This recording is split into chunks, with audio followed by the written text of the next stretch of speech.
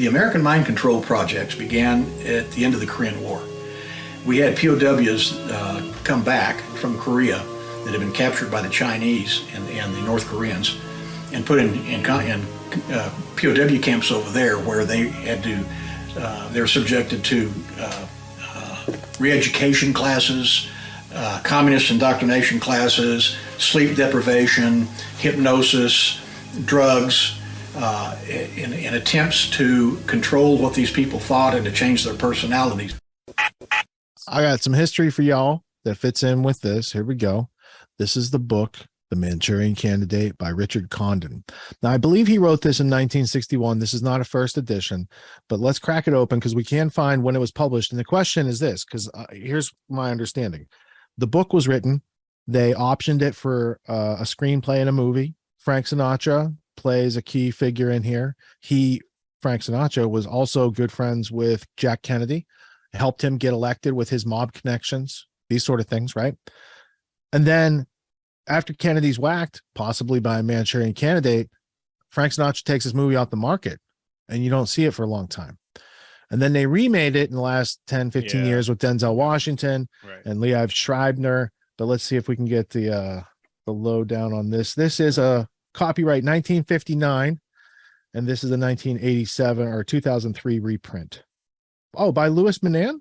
Oh, he did the intro. He also did the Metaphysical Society, which is a great book. Yeah, that's very interesting, right? Yeah, Metaphysical Society is very interesting. Yeah, so this is a book, but you can see two different movie versions. Actually, it says right here who. I could have just read the cover. Brilliant and exhilarating, says the Operation Mockingbird New Yorker. So whether you want to read the book or you want to see it, just see what they were trying to do back then. Now, you heard some of these researchers. We didn't have the B-roll and licensing and all that sort of stuff for that version that you guys were just seeing, because that's like the director's cut. So Jose Delgado was a Yale professor, and he had this experiment where he wanted to hook up these electrodes to a bull's brain and then see if he could push some buttons and make the bull like not charge. And he did that experiment, and it was like a big thing because they're like, oh, we can control the minds of animals. Eventually they can do that to people. Hashtag Neuralink. So there's these plans that have been going on a long time. And there's agendas that are in there, and they need fresh faces on these agendas. You know, you can't just show, it's the ARPA, DARPA faces from the past 60 years. You're going to need some new people on that end, right? Yeah. So out of DARPA, you get mRNA, and you're going to need a fresh face to sell mRNA to the public. Now, we got this guy in the wings. He's been working on this boar-taint medicine injection, chemical castration thing for Pfizer called Improvac. We could probably get him to be like the front guy during this thing. His name's Albert Bourla, Albert Bour-Taint Bourla, and he's the world's most famous veterinarian. And you should listen to him, and you should take the experimental mRNA produced by DARPA and distributed by Moderna et al. And, Pfizer. Yeah. Pfizer, all great places. He's a CEO kleptomaniacs. of Pfizer. Right. Yeah. It's I forget what I was going to say in regards to, what's ironic, because if people knew history, it wouldn't be such an easy sell for Bour-Taint Bourla. I think the issue becomes, so like you can hook up electrodes to an animal's brain and gain the results you need more effectively. But the one problem with humans is that we have self-reflective consciousness, conceptual consciousness. So it takes much more. You almost have to arrest the portion of the brain that allows for reason, self-reflection, reflexivity, if you will. You have to arrest their development. You have to arrest the thing that makes us human in order to bring us down to the level of an animal, only in order for those mechanisms rather, to work effectively. And so that's what complicates the human animal in regards to we have reason, conceptual consciousness. It makes it much more difficult, which is why, you get the multiple personality situation. That's good. That's a real use case. Like there's people around back in the day sitting around the boardroom table trying to figure out how to control people. Delgado's got them all convinced we can hook up these electrodes. And there's a whole bunch of people who support that. That was third wave of behaviorism. That was, a fourth order, second order cybernetics. Yeah, essentially there's like Macy conferences. Historians break it up into like three categories: behaviorism, and sort of, but that leads in the third wave of behaviorism led into what now we get as transhumanism. So there's one side of the table, they got R&D going. It's going to cost millions of dollars to figure that out. There's another side of the table, and they're a bunch of lazy nerds, and they say something like, "What if we just got people to assume?" And then Operation Mockingbird comes in, and it's like there's a narrative, and everybody's saying the same narrative, so it must be true. They took that experiment. I don't know if it was Milgram or the dude who did Stanford Prison Experiment, or who did it. But when you have a bunch of people in a room and 2 + 2 = 5, and everyone raises their hand, and you feel like a jerk not raising your hand, so you want to comply with the group, there was like those whole set of experiments that were done. Yep. That's what they're putting in the practice. That they're putting non-informed consent, medical experimentation that would make the Nazis blush and be like, we should have thought of that. And all these other things combined at the same time with a whole bunch of national security directors who back the wrong story consistently. Now I want to take you to where they come from, because Alex Jones said it in the first part of that clip, and you guys might not remember because that was 20 minutes ago. So let me just take you back in time. Let's go to the history blueprint. This is the Odessa Network. And if you don't know what the Odessa Network is, it's the post-World War II Nazis. It's the people who funded the Nazis, protecting their favorite Nazis. It led to things like NATO. Is there a thing going on with NATO over in Europe these days? I don't keep up with the news. It led to things like Operation Gladio, Operation Paperclip. And in Operation Paperclip, you're bringing folks like Klaus Barbie and Otto Skorzeny over to America. But you've also got, going back to what Alex said, the origins of special ops. Now, he said the Nazis trained the CIA. That's true, but MI6 was funding it, and MI6 funded the creation of the Nazis. So those organizations that funded the Third Reich, yes, they were then creating Mossad and training Mossad. Yeah. They were creating OSS and CIA. Like there's Germans like Reinhard Gehlen. I'll go to him in a second. He helped to train the Mossad. So a Nazi that, did all these atrocities is over there training the new state apparatus, as an example. You have also above Green Berets, British Commandos, George de Mohrenschildt, and he's connected with Lee Harvey Oswald. Yes, he is. That's a very strange. But I'm taking a left turn in Albuquerque because that's the easy route. Let me take the hard route. These ideas of the British Commandos. All right. There's a history during World War II. So if you go back in the history of British Commandos, let's do it for a second. I know you probably haven't done this research. So there's British Admiralty, there's the Royal Marines, there's MI6 Intelligence Service. They came up with this idea for the need of British Commandos. Now, we used to have a British Commando training camp because we didn't have our own back in the day. So we had one that was theirs. It is called Camp David today. It used to be, before being a presidential retreat, it was an assassination training camp, much like Camp X on the other side of the Canadian border. So our Green Berets are coming from a British standard of special forces, right? So I went in, I researched what are the history and origin of all the special forces groups. Where did they get their ideas? Well, it's interesting because you got people who were, in on the death of Kennedy, that were directly created by Reinhard Gehlen, these other groups, Dr. Franz Sick and the Gehlen organization, the Nazis, the Odessa Network.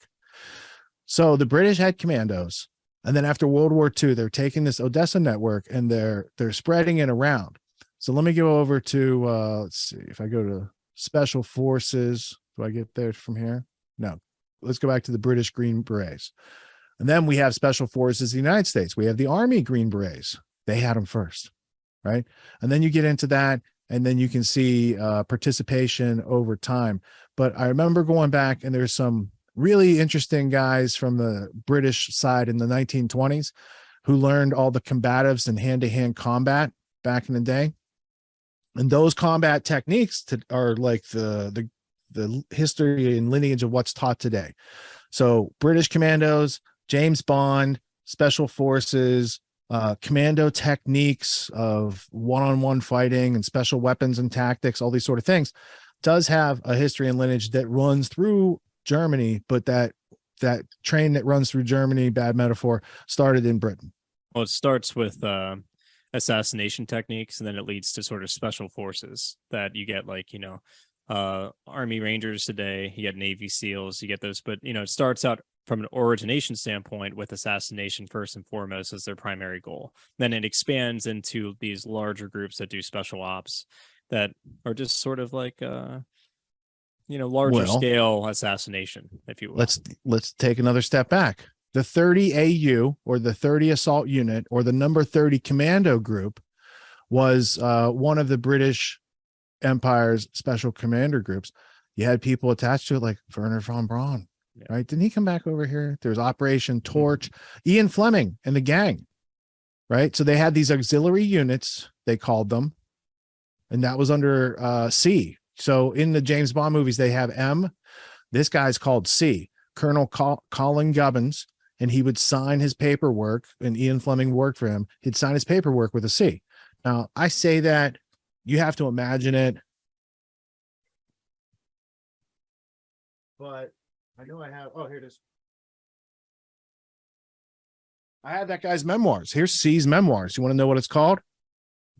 I'll give you a second to guess. Here it comes. It's called C. And you get to learn about Sir Stuart Graham Menzies, the secret. Oh, no, actually, C was the second guy. Menzies was the guy who came after Gubbins. So let's go back to our assault unit history here. Press this button here. Back to Gubbins, and we're talking about people who are running the MI6, right? So on top of their intelligence network, because you have the secret intelligence branch, right? And that turns into our OSS during World War II, is being created. Here's Gubbins in charge of our OSS. So in the history of MI6 controllers, I'm pretty sure that Gubbins and then Menzies was the other one that came up. Let me go to Stuart Menzies. And you're going to see these are the creators of these assault units that the Americans just adopted, right? So Menzies, this guy right here, Adopted C, and expanded. right? So yeah, because it was C, more associated with assassination on the British side. We expanded to more special operations on the American side, but same idea. well, they were the teachers of it. So Right. Stuart Menzies went by C. He was in charge of MI6. Let me take you back to the history blueprint. This is during the time of World War II. He's the spy master. He worked with Sidney Riley, who was their great spy prior to that, right? Menzies ran the Baker Street Irregulars with Ian Fleming, Evar Bryce, Vincent Astor, all these other characters that were involved in the infiltration of America and the creation of American intelligence, because he was in control of the Double Cross Committee, which is the double cross system, which knew that America was going to get attacked at Pearl Harbor, but didn't think to tell us. This double cross system is the intelligence Rosetta Stone hub of the Anglo-American establishment. This is how British intelligence took over American intelligence by creating American intelligence. And it's still this way today, which is why you can't see those JFK records, because British intelligence has 75 years security and secrecy. That's the gist of what Tucker's telling you, but not telling you. What's Deep interesting capture. is I didn't realize this. Gubbins was born in Japan. This has been during the British sort of occupation, the Meiji Restoration, July 2nd, 1896. Was the younger son and third child of John Harrington Gubbins, or Oriental Society of the British Legation. That's really fascinating. I had no idea that he was his parent. I wonder, that brings a lot of questions up into his parents, who his parents were then. Well, here's another British MI6 linguist, consular official, and diplomat. Father of Sir Colin McVean Gubbins. Let me see what this leads to. This is the MI6 director that presided over the That's Cambridge Colin 5 Gubbins. spy ring, Same thing. Percy Yeah. Silito. He used to work Mhm. for De Beers. That's what qualified him to be in charge of MI6. He's covered in The Smugglers, The Rise and Fall of Diamonds by Edward J. Epstein. Oh, look at that. He's friends with Harry Oppenheimer, too. And John Cecil Masterman, who ran the double cross system and undermined America to get us into World War II. This is fascinating. The Diamond Smugglers. Maybe we should read about this, Tony. Is there a point? Oh, Ian Fleming wrote a story called The Diamond Smugglers. That's interesting. And then Edward J. Epstein, maybe he should be below that on there. Yeah, because he wrote that after Ian Fleming wrote that. So the Diamond Smugglers, Ian Fleming, about Spectre. I don't think we need to know about this, though. This sounds like fiction, even though it's connected to reality, Tony. What the hell is this? The most distinguished order of St. Michael and St. George, a British order of chivalry founded in 1818. Anyways, his father was a part of this organization called, let me bring this up, Order of St. Michael and St. George. Oh, I got that. Yeah, the most distinguished order of St. Michael and St. Let's George is see. a British order of chivalry founded on April 28th, 1818, by George IV, Prince of Wales, while he was acting as Prince Regent for his father, King George III. So that's the father of Colin Gubbins, who's C. It is Okay. named in honor of two military saints, Michael and George, of course. All right. So I got, there's Wow, also interesting so this is British Empire, Orders of Chivalry, and then you got all these interesting. Oh, Dr. David Kelly. Now, wasn't he part of the Baha'i group that we talked about a couple weeks ago? And he's a weapons inspector around Porton Down. That's right. Interesting. What about Emma Georgina Rothschild? She's in that group. Lord Kitchener, who runs those concentration camps from the second, what was that? The Kingsman movie? Yes. He's in that movie. Let's see. Dude from the Rhodes Trust. It's this Forbes guy, Walter Loge Forbes, Murdoch, Bruce Lockhart, MI6 guy. This is really, I'm sure there's nothing to this order. No, nothing. Can Americans get this order? Colin Gubbins, his father, is essentially a part of this order, as well as being a Prince Regent for his father, King III. I can't see Gubbins on here, so I'm gonna add him by extraction. That was Prince of Wales, but still, he was the one who set up the order.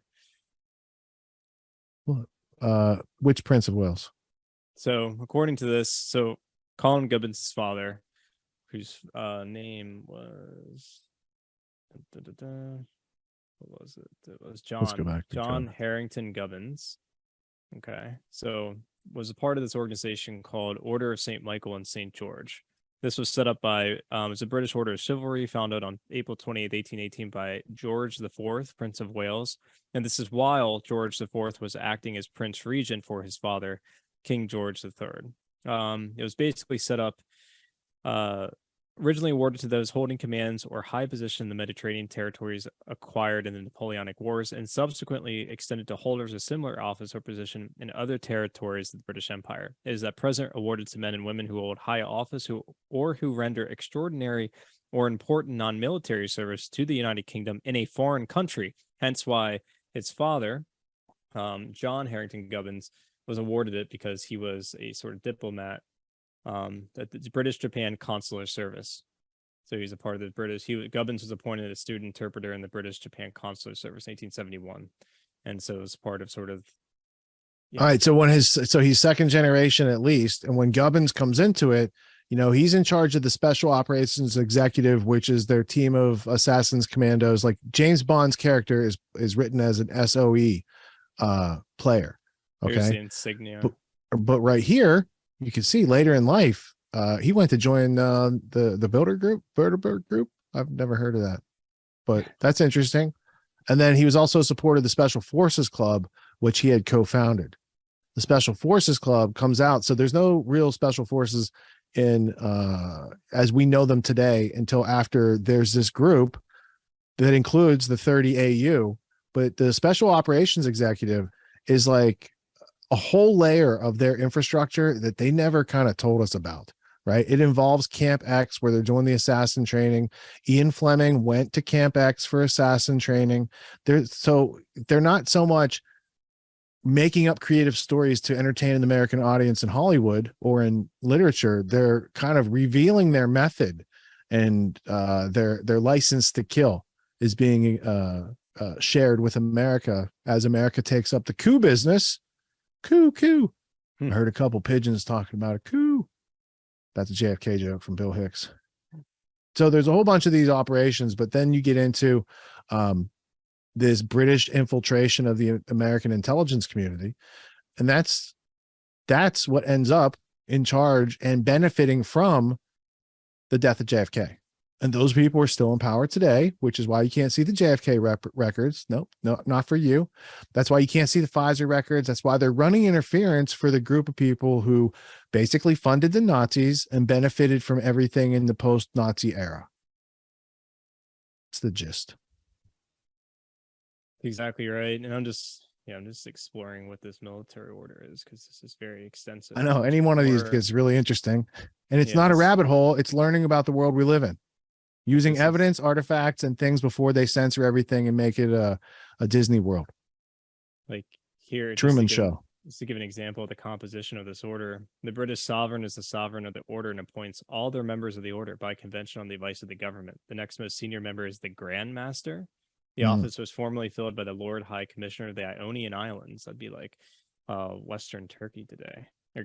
Western Turkey. Now, however, Grand Masters are chosen by the sovereign. Grand Masters include Sir Thomas Maitland, Prince Adolphus, Duke of Cambridge, Prince George, Duke of Cambridge, George, Prince of Wales, Edward, Prince of Wales, Alexander Cambridge, First Earl of Athlone, Edward Wood, First Earl of Halifax, Harold Alexander, First Earl Alexander of Tunis, and Prince Edward, Duke of Kent.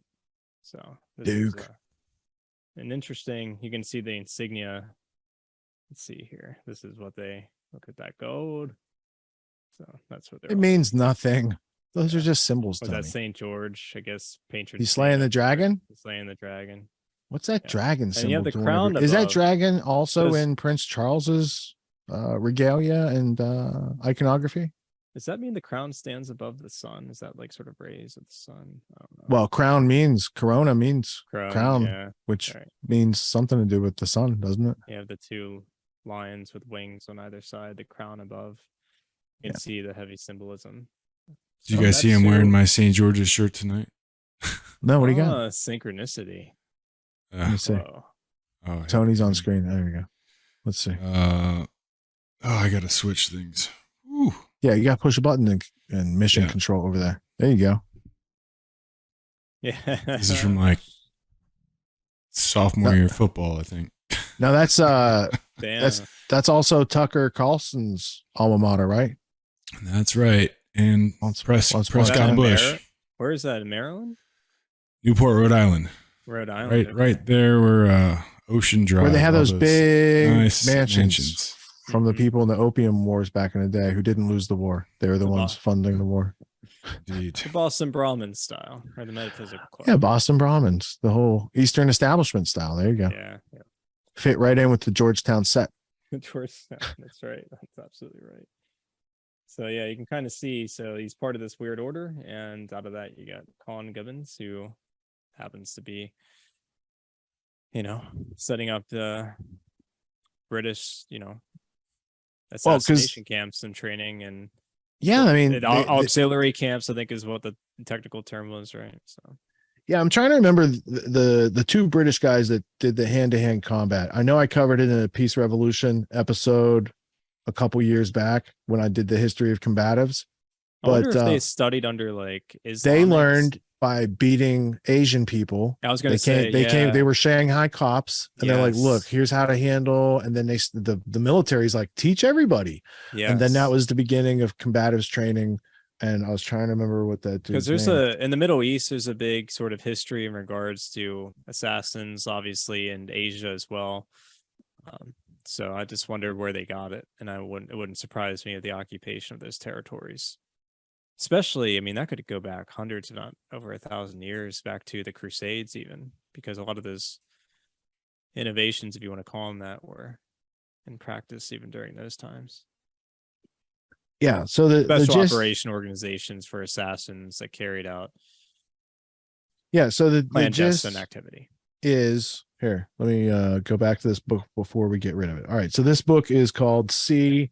It is the story of Sir Stuart Graham Menzies is how you pronounce it. It looks like Menzies, but you pronounce it in their vernacular as Menzies. And you can check up on that. Spy Master to Winston Churchill. So Churchill depends on this guy. And this is running intelligence during the biggest wartime effort over in Britain. Now, you had the death of C on 1923. His official residence in Queen Anne's Gate, Admiral Sir Hugh Sinclair became the chief of the Secret Service.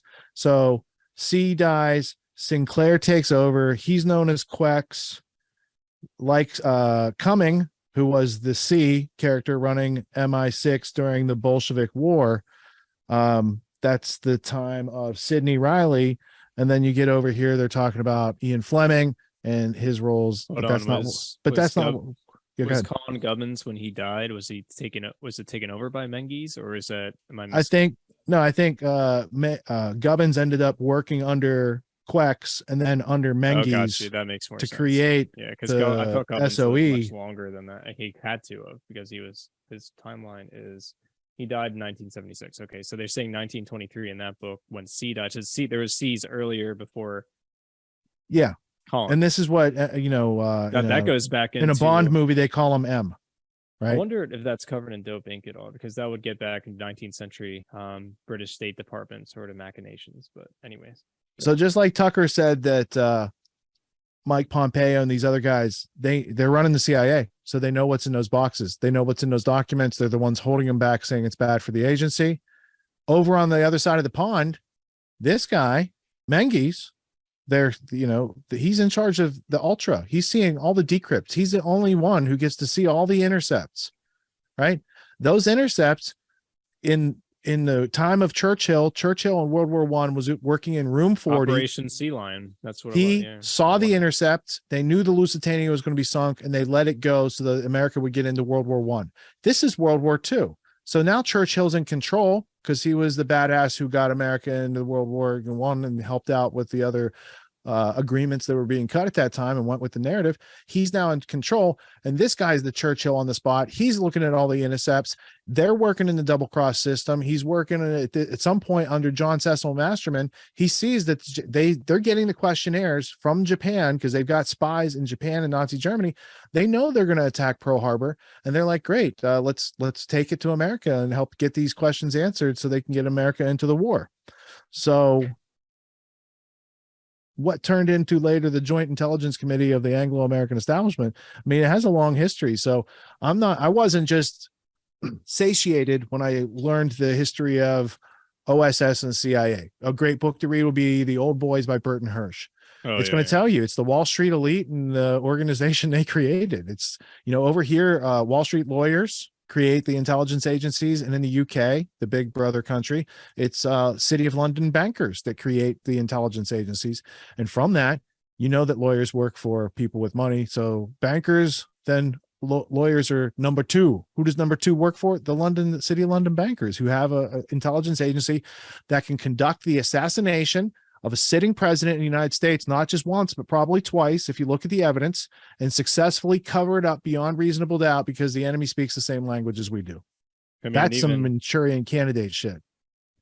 It's interesting, sort of like just going through even the wiki of this. It says here, this is Colin Gubbins. His experiences in the Russian, this is the interwar period between World War I and World War II. This is sort of where he's learning how to manipulate both sides. Double cross. So this is what it's stated here, just on the wiki alone. It says here, quote, his experiences in the Russian Civil War and the Irish War of Independence stimulated his lifelong interest in what he called irregular warfare. One of the lessons drawn from the latter war was the importance of captured enemy documents, which had provided the security forces with a wealth of invaluable intelligence on the IRA. Upon later establishing SOE, one of the key security features introduced was, quote, commit as little as possible to writing. Memorize if you can. If you must carry, that's Heathus Angleton. That's his memory, sort of the idea that he was in and of himself a database. Anyways, back to the wiki. If you must carry documents, select what you must carry, burn all secret waste and carbons. End quote. After a period with signals intelligence at GHQ India, Gubbins graduated from the Staff College of Quetta in 1928. In 1931, was appointed GSO3 in the Russian section of the War Office, having been promoted to brevet major. In 1935, he joined MT1, the policymaking branch of the Military Training Directorate. In October 1938, in the aftermath of the Munich Agreement, he was sent to Sudetenland as a military member of the International Commission, promoted to brevet lieutenant colonel.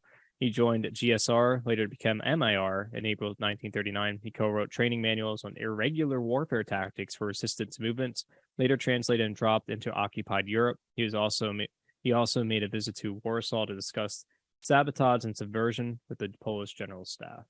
And that's just sort of like the basic stuff you'll get from Wiki. That shows you the interest in making sure that they have intercepts, documentation, but they themselves don't commit anything to writing, playing both sides, making sure what they're not saying there is creating also false documentation, which is a key British hallmark in regards to dossiers and memos and, creating sort of false narratives that are needed in order to get America into war or, propagandize whatever side against each other, even though they act as though they're on our side. That's how double cross works. Yeah, we're on your side, but we're just going to withhold information or tell you fake information in order to make sure that you stay on our side. And by our side, we mean do what we want you to do. Well, and they even put it right there in the name. They call it the 20 committee because it's XX, but XX in Latin, Roman numerals is 20. Well, what is XX also? It's a double cross.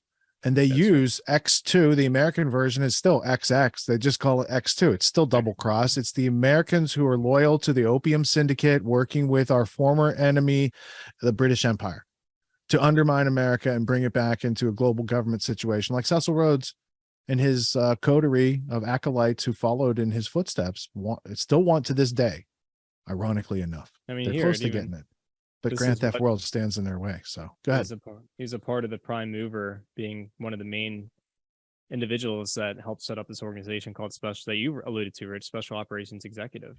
And it was a secret British World War II organization founded in July 22nd, 1940 under Minister of Economic Warfare Hugh Dalton. And from the amalgamation of 3 existing secret organizations, its purpose was to conduct espionage, sabotage, and reconnaissance in occupied Europe, and later also in occupied Southeast Asia against the Axis. And in America, those are SOE agents that they sent here. There's British Security Coordination, BSC, that was set up in Rockefeller Center, but they sent spies from SOE, Ian Fleming, Roald Dahl. Oh, so Ian Fleming wrote. Well, it says here that Baker Street those who are part of the liaison with it were sometimes referred to as the Baker Street Irregulars. Right, which comes from Sherlock Holmes, who was written by Conan Doyle, who said he wanted America back in the British Empire. So these guys take a name from a guy who started this whole Anglo-American idea before Cecil Rhodes even was in power, right? That was a Pilgrim Society book that refers to Conan Doyle having that agenda.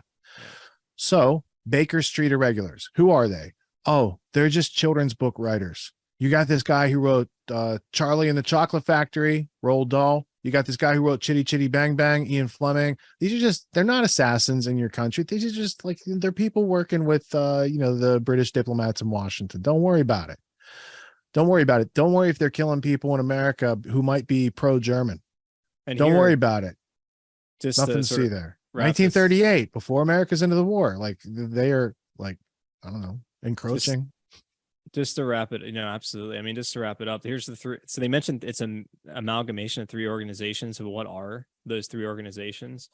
This is sort of fascinating. This is just under origins. The organization is formed from the merger of 3 existing secret departments, which had been formed shortly before the outbreak of the Second World War. Immediately after Germany annexed Austria in March 1930, the Foreign Office created a propaganda organization known as Department EH after Electra House, its headquarters, run by Canadian newspaper magnate Sir Campbell Stewart. Later that month, the Secret Intelligence Service, SAS, also known as MI6, formed a section known as Section D, the D apparently standing for destruction, under Major Lawrence Grand to investigate the use of sabotage, propaganda, and other irregular means to weaken the enemy. In the autumn of the same year, the War Office expanded an existing research department known as GSR and appointed Major J.C. Holland as its head to conduct research into guerrilla warfare. GSR was renamed MIR in early 1939. So those are the 3 organizations that then end up becoming the special. And under the Special Operations Executive, you got veterans like Sir Kenneth Ken Adams. You know who he was? He's Kubrick's production designer. Right. And actually, when you look around the people who are around Kubrick, there might be a lot of ex-spies working around Good Stanley. Oh, you mean like all the NASA individuals that were helping out in 2001: A Space Odyssey? Yeah. So here's the Very SOE strange guy, Sir Kenneth Ken Adams, James Bond production designer. Also 2001 Space Odyssey, also Barry Lyndon, also Chitty Chitty Bang Bang, also Dr. Strangelove, also Goldfinger. I wonder why they're so interested Moonraker, in Spy Who Loved Me, Spy Who Moonraker Shagged is Me. fascinating because that's eugenics right there. Thunderballs. We'll hear that story in a couple minutes. We're changing it up after this. You only live twice. You're gonna bring the hammer to the Thunderballs? Reincarnation film by no. Is it like Thor's hammer? Because Thunder. But here's the other guys. Now look. You want other people we worked with Broccoli, Harry Salzman, Ian Fleming, Kenneth Graham, Ken Hughes. Paul Dean. These are other guys. Roald Dahl. Roald These are Dahl. other Stanley Kubrick. So when you get to Kubrick, and who was he working around? You had let's see, there's Herman Kahn, there's Vladimir Nabokov. Where's the one? Oh, Sir Ken Adams' guy. Pinewood Studios, where Stanley's filming. That's a big MI6 film shop right there. So for Kubrick to do these movies in a place where GCHQ, MI6, these guys were working in this place, and there's a whole bunch. There's a whole history of British filmmaking. I think that was that after Doctor Strangelove too, that a lot of those individuals, or that one in particular, where was it? No, I think it was since the early 60s that they were working together. So even with Doctor Strangelove, that's fascinating. They would allow him to do Doctor Strangelove, and then political warfare executive. Maybe it's over here. The other filmmakers are, because I was trying to find where's the other brothers. There was brothers that had a film company that did a bunch, like the H.G. Wells film, Things to Come, is produced by a film company. It might be right here. And that film company is run by MI6, and they use it as a front company to send into all these different countries. And under the auspices of making a film, they are conducting intelligence. It's like that movie Fargo, only they were doing it for like 100 years. Now I'm trying to find that guy's name, but I can look for it because we can change out of this topic. You guys get the point. This isn't new stuff. It's connected to history. You need to become familiar with the general grammar, the prime movers and shakers and the organizations and the evolution of those organizations around you. But the fact that we're now into cinema and mass media propagandizing and sort of narrative control, I mean, that just shows you how deep it goes. Yep, go ahead. Alexander Korda worked for Quex at MI6. Was mentored by Stevenson, was part of the Z organization, which is interesting, was a filmmaker, and he has a brother, Zoltan Korda, and Vincent Korda, and they had Korda Films. So Korda Films produced Things to Come by H.G. Wells, and they had London Films was the MI6 front company. They made Jungle Book. Wow. Kim, after Kim Philby and Rudyard Kipling's Keep in Memory, a game to groom kids and teach them how to be spies, right? Mm-hmm. And with this Zoltan Korda, Alexander Korda, Z organization front, they're able to go in these countries and make different things. So the Kim Philby, Kim Roosevelt, they're named after this Keep in Memory game. Kim's game, Keep in Memory. So when you get into, they've been grooming kids to be intelligence agents, but also what other great games are they playing out there? There's also Kim's game being used in these other things that tie to some Baden-Powell type of, Cecil Rhodes, Lovat Scouts stuff we'll get to in a couple hours, maybe. We'll see when we get to this news. Or maybe we're going to get to it sooner than I think. This is, the origins of the scouting movement and the people who were the commandos. There's a heavy overlap, if you see what I'm saying, in building out. When you see something like these scouting sex abuses, of which, like, there's a lot of them. There's two elements going on. One, they abuse the children, and two, then they take these traumatized, abused children and train them to become assassins, to become special military operations men. So they take some there's a pattern of abuse. MK Ultra. Yeah, that's what's and that was going on before behaviorism was even founded as a science. Yeah. To give people context. In the woods of Rhodesia, it was going on. There you go. Right. Exactly. Yeah.